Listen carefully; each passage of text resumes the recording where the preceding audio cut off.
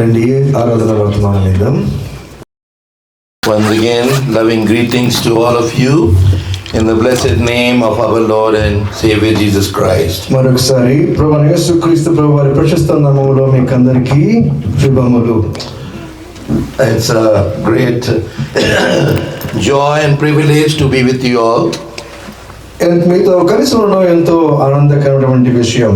And when brothers were singing, I was really enjoying the singing. ఎప్పుడైతే brothers పాడుతూ వచ్చారో నేను చాలా ఆనందపడుతూ వచ్చాను. I was the last in Hyderabad. I mean, I have been going many times. The last one was Malakpet, where I went. నేను హైదరాబాద్లో రకరకాల ప్రాంతాలు వెళ్తున్నప్పుడు చివరిసారి నేను వెళ్ళిన ప్రాంతం Malakpet. So there also they were singing very nicely. అక్కడ కూడా చాలా బాగా పాడుతూ వచ్చారు. But one thing which I didn't see you all is you were all not singing. ఏంటంటే గమనించింది ఏంటంటే మీరు పాడటం లేదు. So you all must also sing. Then it is a wonderful sound, and you know it is such a harmony. మీరు కూడా పాడినట్లయితే ఎంతో ఆనందంగా ఆహ్లాదకరంగా ఉంటుంది. And how many you have been in Hebron? ఎంతమంది మీరు హైదరాబాద్ హెబ్రోన్కి వచ్చారు? అలాగే పెట్టండి. Yeah, there are few. Have you heard singing in Hebron? హెబ్రోన్లో పాటలు ఏ విధంగా పాడతారో మీరు చూసారా? It really resounds. అది ఎంతో ప్రకంపన చేసినట్టుగా ఉంది. As if you get a thrilling inside, you know, when the whole congregation is singing. ఎంతో తృప్తిగా ఎంతో ఉల్లాసంగా ఉంటుంది లోపల. So we should make a joyful noise unto the Lord. ఆ రకంగా మనము దేవునికి మనము ఉత్సాహ ధ్వని చేయాలి. So first let me talk a little bit what we are doing and why we are doing. కొద్దిసేపు నేను ఏం జరుగుతున్నాం ఏం చేయబోతున్నాం అనే మాట మనం మాట్లాడుకుందాం. See, the Lord has planted His church, and the church was born in Acts chapter 2, as we know. దేవుడు తన సంఘాన్ని ఏర్పాటు చేశాడు. ఆ మందిర ఏర్పాటు, సంఘం ఏర్పాటు అపోస్తలుల కార్యములు అధ్యాయం మనం చూస్తాం. When the Holy Spirit came down, ఎప్పుడైతే పరిశుద్ధాత్మ దేవుడు కిందికి వచ్చాడు, and a wonderful work we can see in Acts chapter 2. పరిశుద్ధమైన వాక్య భాగము మనం అపోస్తలుల కార్యములు అధ్యాయం చూడగలుగుతాం. And from there the river of living waters has started flowing. అక్కడ నుండి జీవ నదులు పారినట్టుగా మనం చూస్తాం. Many tried to stop that.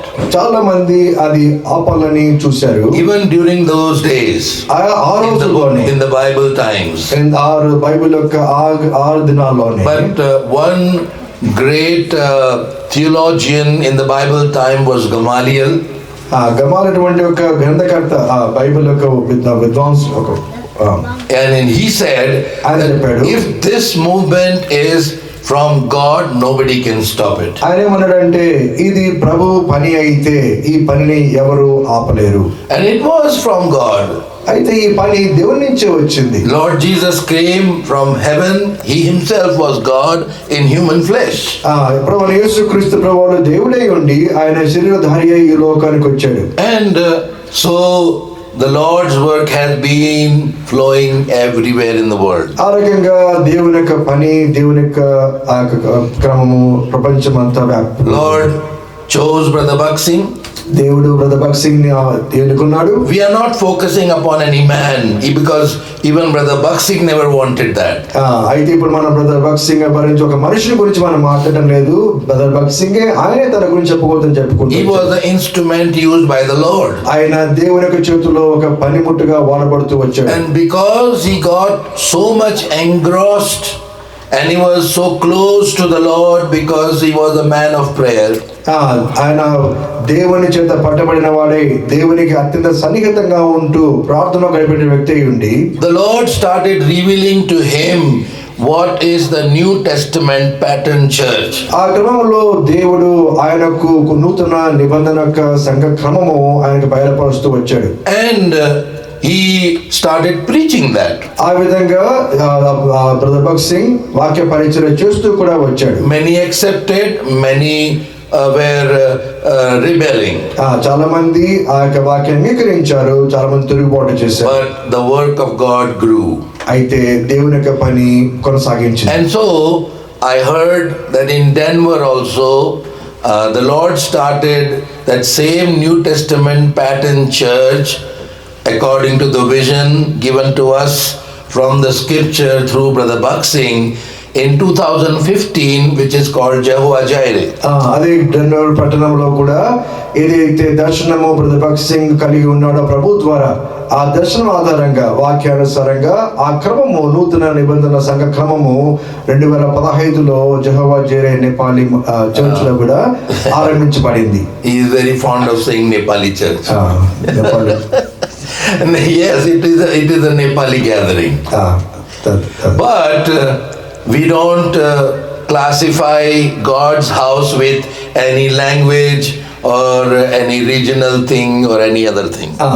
దేవునికి మందిరము భాష భేదం లేకుండా భాషానుసారంగా అది జరిగించబడి కాదు. So I don't even want to call this as Telugu church. ఇది తెలుగు చర్చ్ అని నేను అనడానికి కూడా నాకు ఇష్టపడదు. If we will say that, then we are closing doors to others.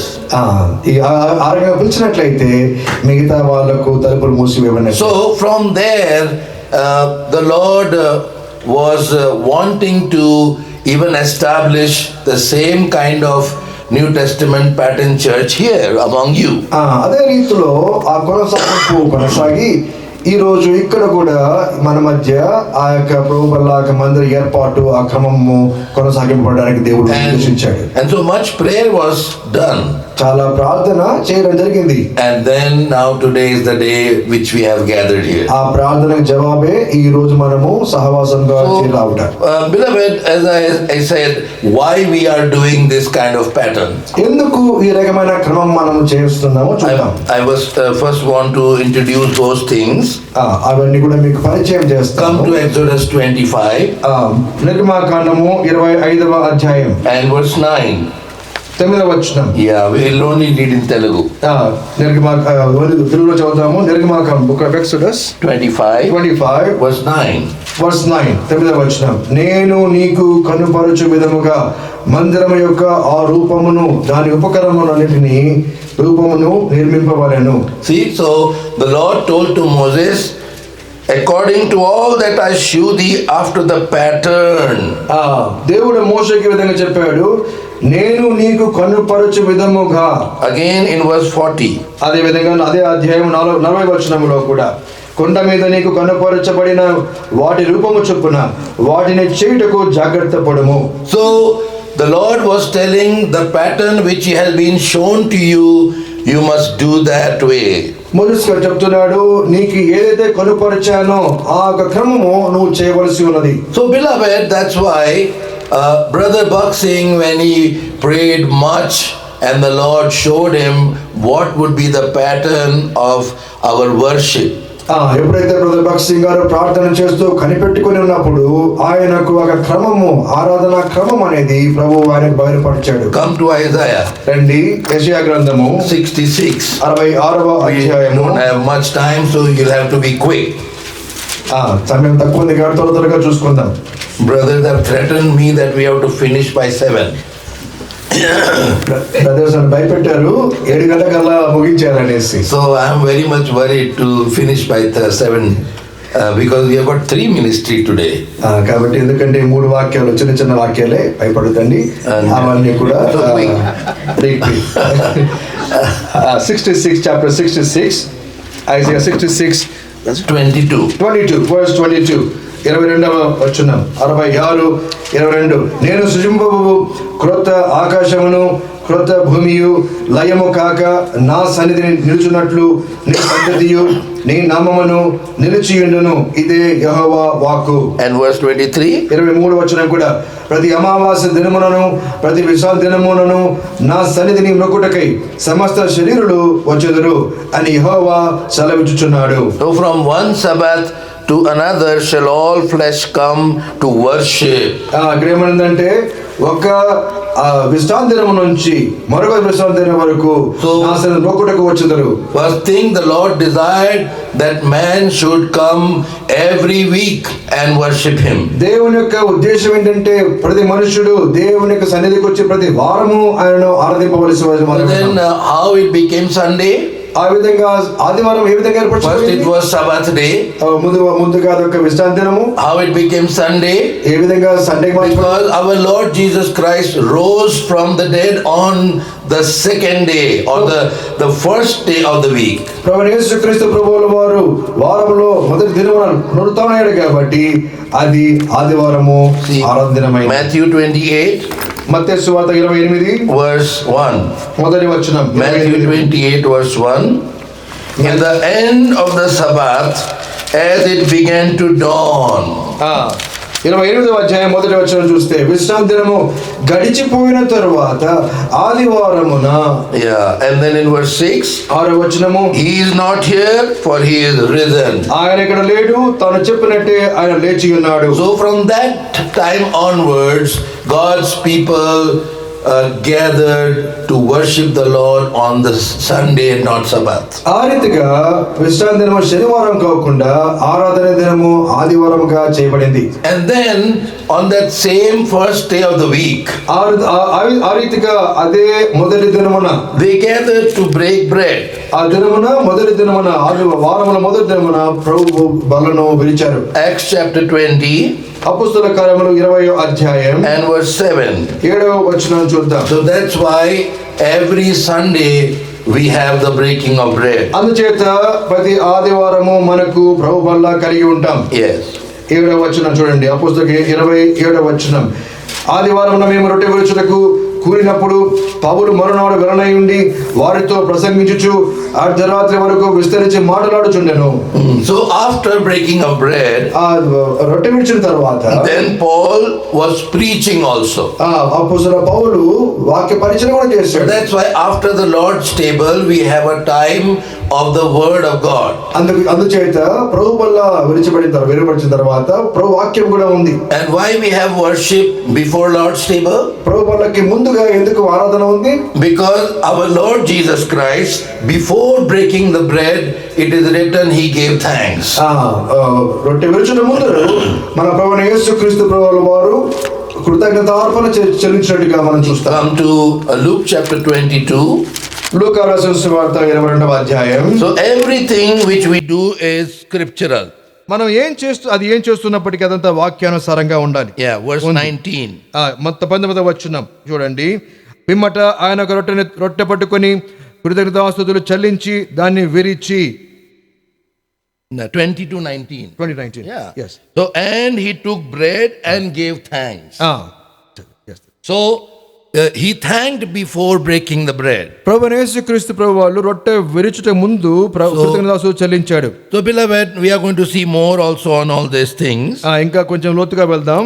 And then finally 1 Corinthians 16 మొదటి కొరింథీ 16వ అధ్యాయం and verse 2. 2వ వచనం. That is also talking about the offerings which we should be bringing on the first day of the week. ఆ వచనము చందా పోగు చేయుట గురించి కూడా చెప్పబడింది. మొదటి దినమును ఆ వారం యొక్క మొదటి దినాన నేను వచ్చినప్పుడు చందా పోగు చేయకుండా ప్రతి ఆదివారమున మీలో ప్రతి వాడును తాను వర్జన కొలది తన యొద్ద కొంత సొమ్ము నిలువ చేయవలెను. So beloved, that's why we have this pattern which we find in the word of God. అందుకని ఈ క్రమము ప్రభువైన వాక్యములో నుంచి తీసుకొనబడింది. So that's why it is nothing strange, it is only biblical. ఇదేదో వింత క్రమము కాదు కానీ ఇది వాక్యానుసారమైన క్రమము. So why we share the word of God? ఎందుకు మనం వాక్య పరిచర్య చేస్తాం? Before worship, ఆరాధనకు ముందుగా. so that our worship may be new every time. ఎందుచేతనంటే మన ఆరాధన నూతనపరచబడి. In the Bible it is said, sing a new song unto the Lord. వాక్యం ఏం చేయబడుతుంది? కొత్త గీతము పాడండి అని. Supposing I will talk to brothers, if your wife is giving you sambar rice in the morning, then again afternoon sambar rice, then again night sambar rice, what will you do? ఒకవేళ brothers చెప్దాం, పొద్దున మధ్యాహ్నం సాయంత్రం sambar rice ఇస్తే ఏమనుకుంటారు? What will you do? ఏం చేస్తారు మీరు? You'll say, what is this? ఏంటిది? Make something new. కొత్తగా ఏమైనా పెట్టు. So even we as human beings don't like same things. మనుషులమైన మనం కూడా అదే ఒకే రకమైనటువంటి మనం ఇష్టం ఉండదు. So our worship also should be new and with different words. అందుచేత మన ఆరాధన కూడా దినదినము వారం వెంబడి వారం కొత్తగా When ఉండాలి. the word of God is preached before worshiping, ఎప్పుడైతే వాక్యం పరిచయం చేస్తామో ఆరాధన ముందర, and so God's people are inspired to bring new thoughts in their worship. దేవుని యొక్క బిడ్డలు ఆ యొక్క ఆరాధనకు వర్తమానం గుండా నూతన ఆలోచనలతో సంగతులతో ఆరాధన And చేస్తారు. that's why we encourage also worship according to what the word of God is given. అందుకే మేము చెప్తాం ఏంటంటే మీ యొక్క ఆరాధన వాక్యానుసారంగా ఉండాలి. Now turn with me quickly to Psalm 150. 100 కీర్తన చూడండి. This is for our exhortation to worship the Lord. ఈ యొక్క వాక్యము మన ఆరాధనకు ఆధారమైంది. This is a wonderful chapter. చాలా అద్భుతమైనటువంటి అధ్యాయం. The whole psalm is full of praising God. ఆ యొక్క అధ్యాయమంతా దేవుని ప్రశంసిస్తున్నటువంటిది. And finally when we come to 150, when we come to 50, 150 కీర్తనకు వచ్చినప్పుడు we are shown 7 features of worship. 7 సంగతులు ఆరాధన గురించి చెప్పబడి ఉన్నది. Or we can say 7 questions in connection to worship is answered here. ఇంకో రకంగా చెప్పాలంటే 7 ప్రశ్నలు ఆరాధనకు సంబంధించి అడగబడి ఉన్నాయి. I will not go elaborate, but I will just just go through it. చాలా లోతుగా వెళ్ళను, పైపైన చెప్తాను. So we'll first read that chapter. అలా చదువుదాం, ఆ అధ్యాయం చదువుదాం. And we'll read it in that same alternate way. We'll read the first verse and the congregation let read the second verse. మనమందరం మార్చి చదువుకుందాం. మొదటి వచనం మేము చదువుతాము, రెండవ వచనం మీరు చదవండి. మొదటి వచనం చదువుతాను.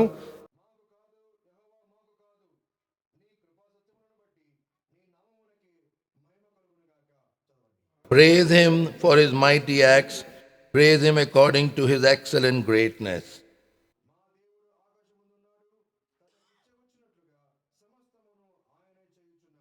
Praise him with the tremble and dance, praise him with string instruments and organs. మూడవ వచనము, బూరధ్వనితో ఆయనను స్తుతించుడి, స్వరమండలముతోను సితారాతోను ఆయనను స్తుతించుడి. నాలుగవ వచనం, Praise him. Which one? Fifth verse. Okay. Fifth verse, మ్రోగు తాళములతో ఆయనను స్తుతించుడి, గంభీర ధ్వని గల తాళములతో ఆయనను స్తుతించుడి. Let everything that hath breath praise the Lord. Praise ye the Lord. May the Lord bless this reading of the portion and speak to us. చదవబడిన వాక్య భాగం దేవుని ఆశీర్వదించును గాక. తద్వారా దేవుడు మనతో మాట్లాడును We'll గాక. pray and ask help from the Lord. చిన్న ప్రార్థన చేసుకుందాం. Loving Father, we are so thankful to Thee, Lord, because worship and praise belongs to us. The best worship is being done in heaven, and also where there is true church, where there are people who are blood-bought children of Lord Jesus Christ, they also worship Him. And we are together, Lord, connecting with heaven, worshipping Thee. Thank you, Lord, for this great honor and privilege given to us to gather here, Lord, and for making all the necessary arrangements.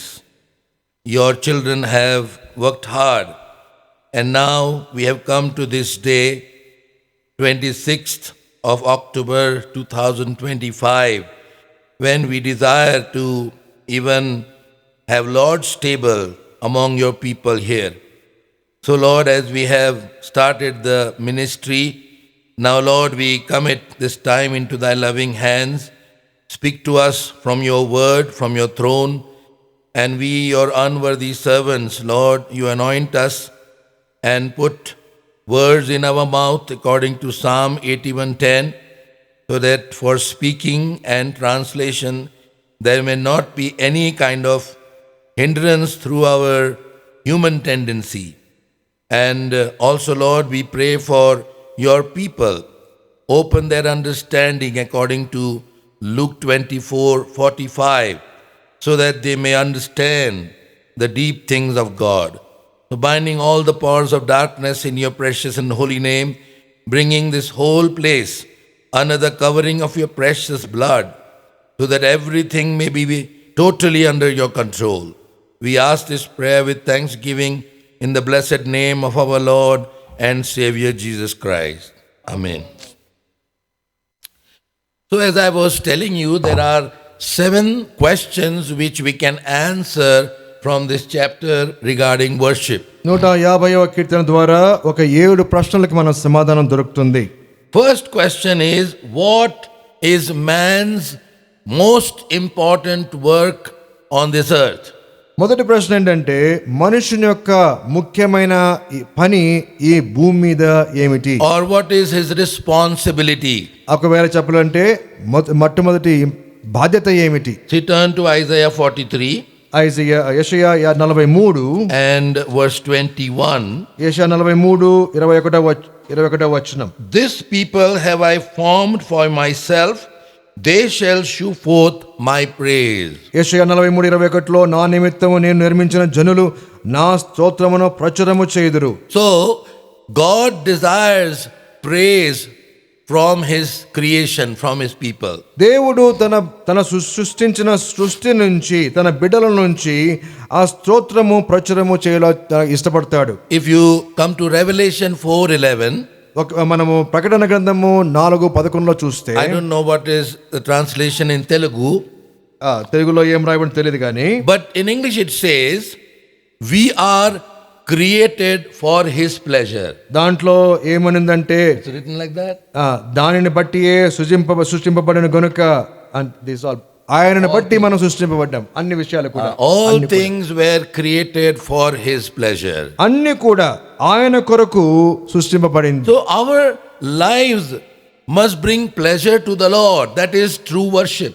దేవునికి సంతోషం ఆనందం కలిగించేటువంటి వారుగా మనల్ని దేవుడు But we సృష్టించుకున్నాడు. know that our lives have not been bringing pleasure to the Lord, కానీ దేవునికి మన జీవితాల ద్వారా ఆనందము ఆ మహిమను తీసుకురాలేకపోతున్నాం. because we were born in sin ఎందుకంటే మనం పాపంలో పుట్టాం. and we were living that kind of sinful life. ఆ రీతిగా మనం పాప జీవితం కొనసాగిస్తూ And that's వచ్చాం. why our Lord Jesus Christ had to come on this earth, అందుచేతన యేసుక్రీస్తు ప్రభువు వారు ఈ భూమి మీదకి రావాల్సి వచ్చింది. so that he may remove sin and he may remove the effect of sin. తద్వారా ఆ పాపమును తీసివేసి ఆ పాప ప్రభావాన్ని తీసివేయడానికి.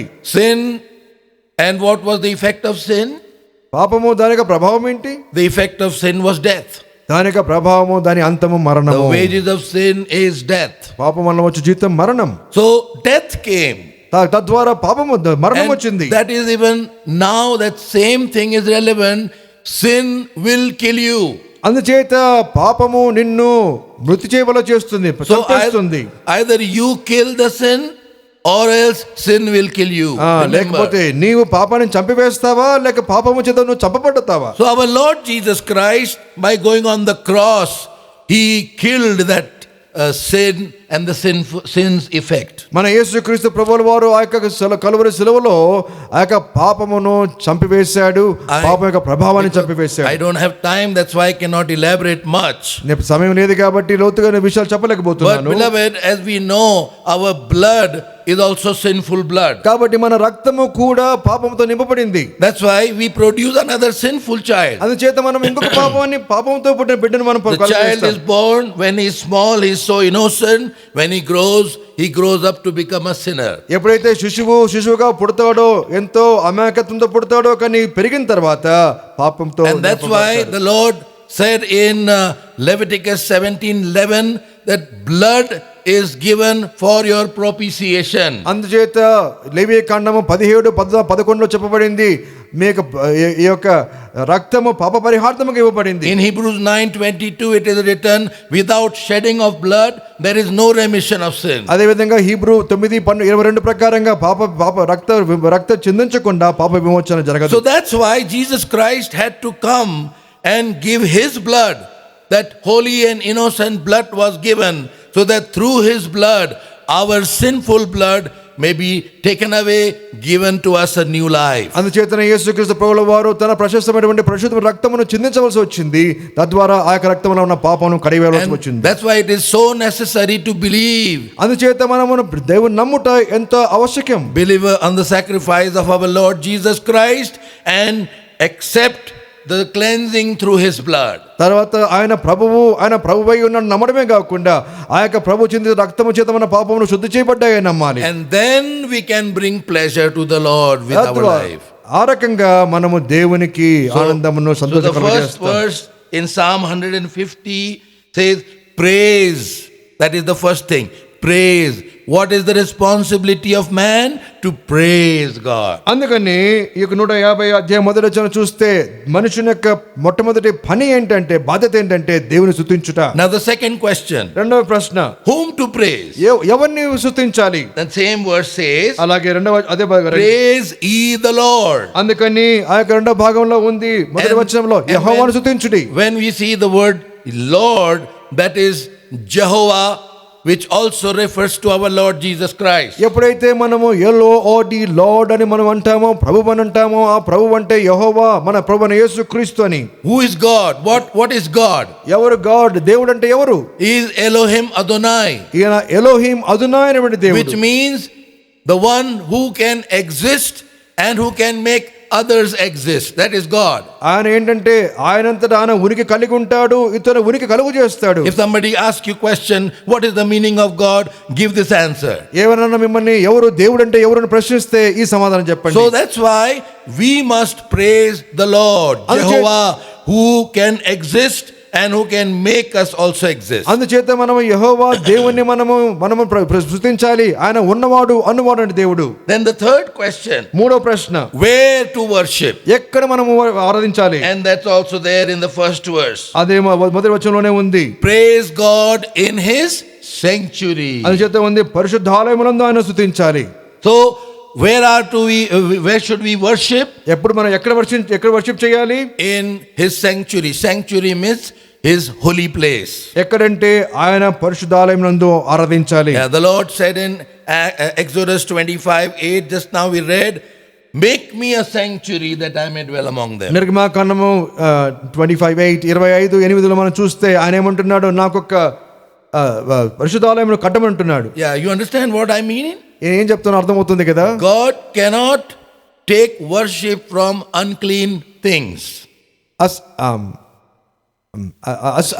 అశుద్ధమైనటువంటి వాటి నుంచి దేవుడు స్తుతింపబడడు. Supposing this bottle, ఉదాహరణకి ఈ బాటిల్ తీసుకుందాం, and I tell you, please give me some water. అడిగాను అనుకోండి, నాకు కొన్ని నీళ్ళు ఇవ్వండి అడిగాను. And you bring water but in a very dirty bottle. Bottle తెచ్చారు కానీ దాంట్లో అంతా చాలా చెడ్డ నీళ్ళు అనుకోండి. Will I drink? నేను తాగుతానా? I will not drink. నేను తాగను. So similarly, if we bring whatever the best, but if our lives are unclean, he cannot accept our worship. అదే రకంగా మనము ఎంత ప్రశస్తమని తెచ్చినా మన జీవితాలు అశుద్ధంగా అపవిత్రంగా ఉంటే దాన్ని దేవుడు అంగీకరించడు. It should be a holy place from where the worship will rise. అందుచేత పరిశుద్ధ స్థలము నుండి ఆ యొక్క ఆరాధన స్తుతి రావాలి. So that's why if we want to do something for God, we must do it in his way, not in our way. అందుచేత ప్రభువుకు మనం ఏ విధంగా తీసుకురావాలి అని అంటే ప్రభు యొక్క మార్గంలో ఆ క్రమంలో తీసుకురావాలి కానీ మనం క్రమంలో తీసుకురాకూడదు. Fourthly, fourth question, ప్రశ్న, why to praise the Lord? ఎందుకు మనం ప్రశంసించాలి? And we find that in verse 2. రెండవ వచనం మనం చూస్తాం ఆ సమాధానం. Praise him for his mighty acts, praise him according to his excellent greatness. చూడండి, రెండవ వచనంలో ఉంది, ఆయన పరాక్రమ కార్యములను బట్టి ఆయనను స్తుతించుడి, ఆయన మహాప్రభావమును బట్టి ఆయన స్తుతించుడి. There are many things about our God. మన దేవుని గురించి ఎన్నో సంగతులు ఉన్నాయి. Among them there is something which is mentioned here. ఆ అన్ని విషయాల్లో నుంచి కొన్ని విషయాలు ఇక్కడ చెప్పబడింది. Two important things we must remember. రెండు ముఖ్యమైన విషయం మనం గుర్తుంచుకోవాలి. When we worship him. ఎప్పుడు మనం దేవుని ఆరాధించాలి? One thing is who God is. ఎప్పుడైతే మనం ఆరాధిస్తామో, that is the first thing we must know. ఎప్పుడైతే మనం ఆరాధిస్తామో ఆయన ఎవరు, దేవుడు అంటే ఎవరు అని తెలుసుకొని ఉండాలి. Who God is. ఎవరు దేవుడు అంటే. So here it is written, excellent greatness. Our God is a great God. ఆయనకు రాయబడిన ఆయన పరాక్రమ కార్యములను బట్టి ఆయన స్తుతించుడి, ఆయన మహాప్రభావములను బట్టి స్తుతించుడి. In the morning we were thinking about Psalm 145. ఉదయకాలం 145వ కీర్తన చదువుకుంటూ వచ్చాం. Come to 145 verse 3. చూడండి, 145వ కీర్తన 3వ వచనం. Great is the Lord and greatly to be praised and his greatness is unsearchable. మూడవ వచనము, యెహోవా మహాత్మ్యము గలవాడు, ఆయన అధిక స్తోత్రం నొందదగినవాడు, ఆయన మహాత్మ్యము గ్రహింప శక్యము కానిది. So our God's greatness is wonderful. ఆయన యొక్క మహాత్మ్యము గొప్పది. Two things. రెండు విషయాలు, He is great in his creation ఆయన గొప్పవాడు, ఆయన సృష్టిలో గొప్పవాడు, and he is great in his redemption. తర్వాత ఆ యొక్క విమోచనలో గొప్పవాడు. In the whole creation you see how wonderful greatness we can behold. ఇప్పుడు మనం తేరి చూస్తే మన చుట్టూ ఉన్నటువంటి సృష్టి ఎంత గొప్పగా ఉందో, ఆయనంత గొప్పవాడో తెలుస్తుంది. So there are so many things but we cannot say more. సమయం లేదు కాబట్టి అన్ని విషయాలు చదువుకోవట్లేదు. And then says his mighty acts. That is the second thing. ఆయన మహాత్మ్యం గలవాడు. So what God is? దేవుడు అంటే ఎవరు? Secondly, what God is doing. రెండవదిగా దేవుడు ఏం చేస్తున్నాడు. So we all have some experience. మనకందరికి తెలిసిన కొన్ని This is what God did for me. ఈ విషయాలు దేవుడు నా జీవితంలో చేశాడంటే. And so remembering those things, the mighty acts which God has done for me, we must praise him. ఆ గొప్ప కార్యాలు మన జీవితంలో చేసిన విధానాన్ని బట్టి దేవుని స్తుతించాలి. Now the fifth question, ఐదవ ప్రశ్న, how to worship him. ఎలాగో దేవుని ఆరాధించాలి. So what is the responsibility of man? To praise. మనం చూసాము మనుషుని యొక్క బాధ్యత ఏంటి. Whom to praise? Whom to praise? స్తుతించాలి. We have to praise the Lord, the one who exists and can make others exist. ఎవరిని మనం స్తుతించాలి? దేవుణ్ణి, ఎవరైతే ఉనికి కలిగి ఉన్నారో, ఉన్నవాడు అనువాడు అని స్తుతించాలి. Where to worship? Sorry, I am going fast. ఎక్కడ ఆరాధించాలి? I hope you are all with me. Yeah? If you are finding difficult, I am going very fast and I'll slow down. Okay. So worship. Where to worship? ఎక్కడ ఆరాధించాలి?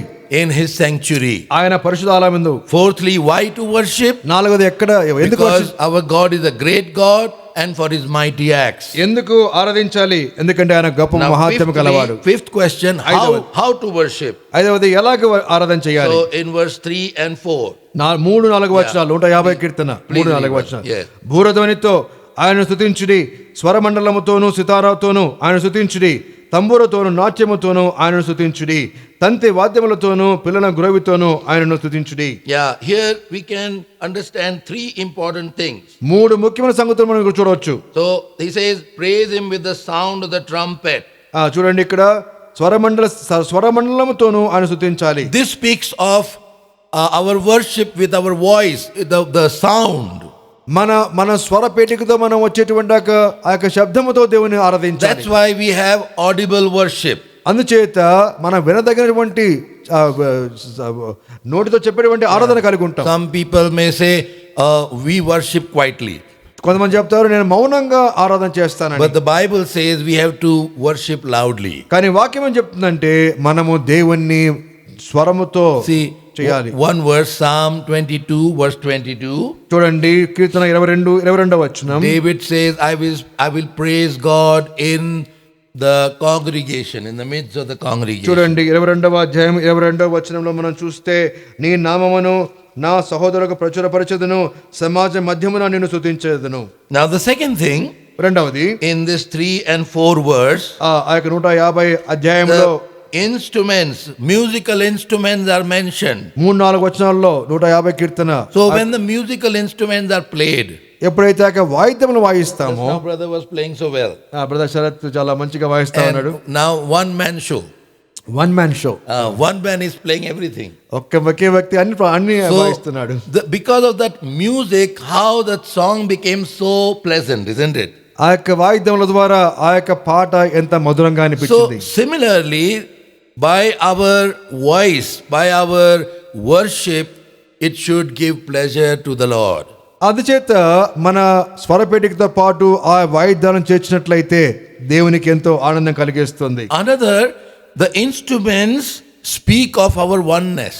అదే విధంగా ఆ యొక్క వాయిద్యములు వాయించడం అనేది మన యొక్క ఏకత్వమును తెలియజేస్తుంది. Come to 2 Chronicles, 2వ దినవృత్తాంతములు and chapter 5, 5వ అధ్యాయము verse 13. 13వ వచనం. Yeah, 2 Chronicles 5:13. 5వ అధ్యాయం 2వ దినవృత్తాంతములు 13వ వచనం. Here they were dedicating the house of God. దేవుని యొక్క మందిరమును ప్రతిష్ఠిస్తున్నప్పుడు, and see verse 13. 13వ వచనం చూడండి. వారితో కూడా బూరలు ఊదు యాజకులు 120 మంది నిలిచిరి. బూరలు ఊదువారును పాఠకులను ఏకస్వరముతో. Ekaswaram. That is the one. That is the word I wanted. Here it is in English says, it came even to pass as the trumpeters and singers were as one to make one sound to be heard in praising God. దేవుని వాళ్ళు పాడుతూ ఆ యొక్క స్వరపేట కలుపుతూ ఆ యొక్క వాయిద్యాన్ని కలుపుతూ ఏకస్వరముతో యెహోవాకు కృతజ్ఞతాస్తుతులు చెల్లించారు. This is very important. చాలా ప్రాముఖ్యమైనటువంటిది. God's people must be in oneness.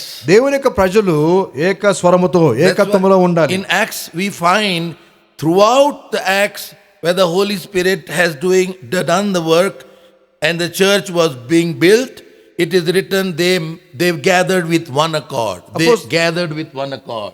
అపోస్తలుల కార్యములో మనం చూసినట్లయితే ఆ యొక్క ఆదిమ సంఘము కట్టబడుతున్నప్పుడు విశ్వాసులందరూ వారందరూ కూడా ఏక మనసుతో వచ్చినట్టుగా మనం చూస్తాం.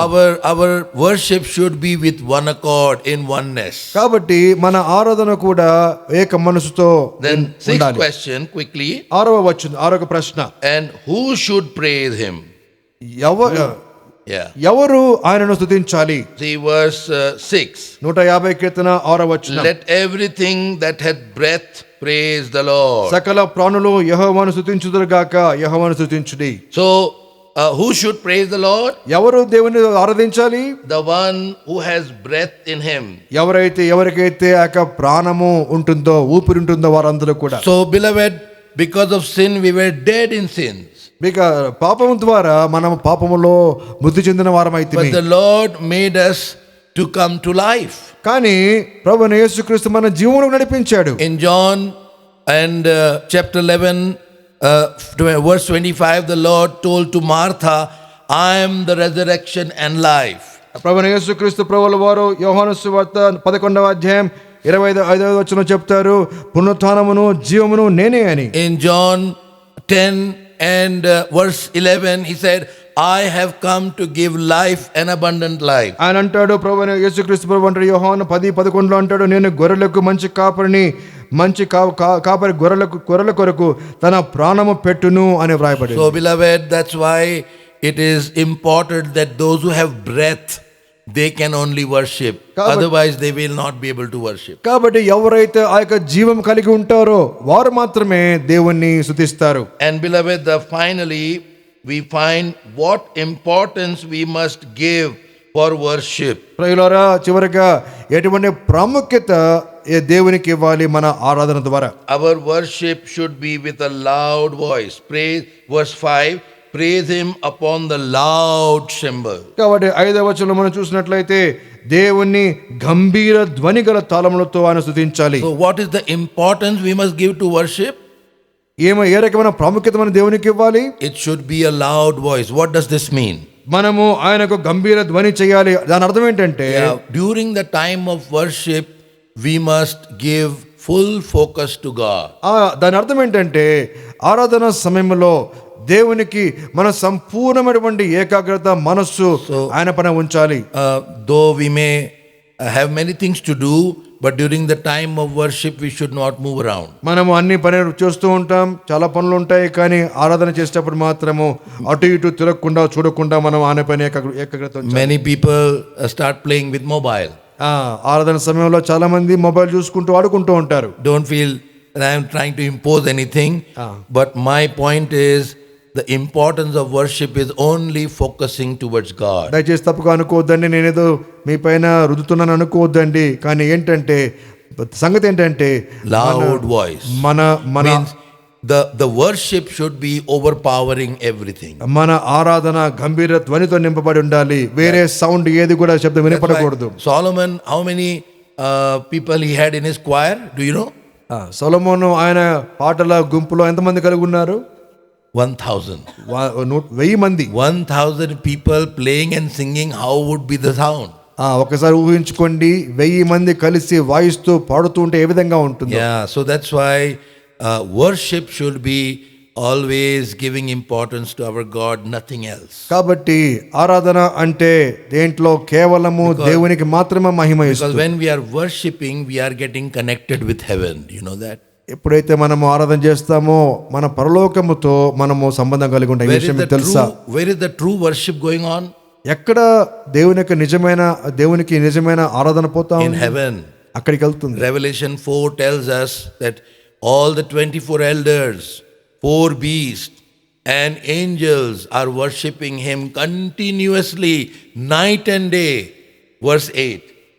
చూడండి, Revelation 4:8. ప్రకటన 4వ అధ్యాయము 8వ వచనంలో మనం చూస్తే అక్కడ ఆ 4 జీవులు అదే విధంగా ఉన్నటువంటి వాళ్ళందరూ పరిశుద్ధుడు, ఆ యొక్క దూతలు పరిశుద్ధుడు అని మానక రాత్రింబగళ్ళు చెప్పుచున్నారు. So beloved, when we also worship, we are joining with heaven. మనం ఆరాధన చేసినప్పుడు మనం పరలోకముతో మనము కలిసిపోతాం. When our worship time is there, it should not be interrupted by anything. కాబట్టి మనం ఆరాధన చేస్తున్నప్పుడు ఆ సమయము వేరే వాటితో ఆటంకపరచకూడదు. That's why it is written, give importance to worship. కాబట్టి దేవునికి ఆ ఆరాధనలో ప్రాముఖ్యత ఇవ్వాలి. Praise him with loud sounding cymbals. కాబట్టి గంభీర ధ్వనితో ఆయనను ఆరాధించాలి. I believe you have understood all the aspects of worship. So focusing upon our Lord and remembering his greatness and his mighty acts, now let us worship him audibly. కాబట్టి మీకు అర్థమైందని నేను భావిస్తున్నాను. కాబట్టి దేవునికి మహాత్మ్యమును జ్ఞాపకం చేస్తూ గంభీర ధ్వనితో వాయిద్యములతో మన స్వరముతో బిగ్గరగా దేవుని మాత్రమే ఆరాధించడానికి దేవుని సహాయపడును గాక. We will give you some time to worship. రండి ఆరాధన చేద్దాం.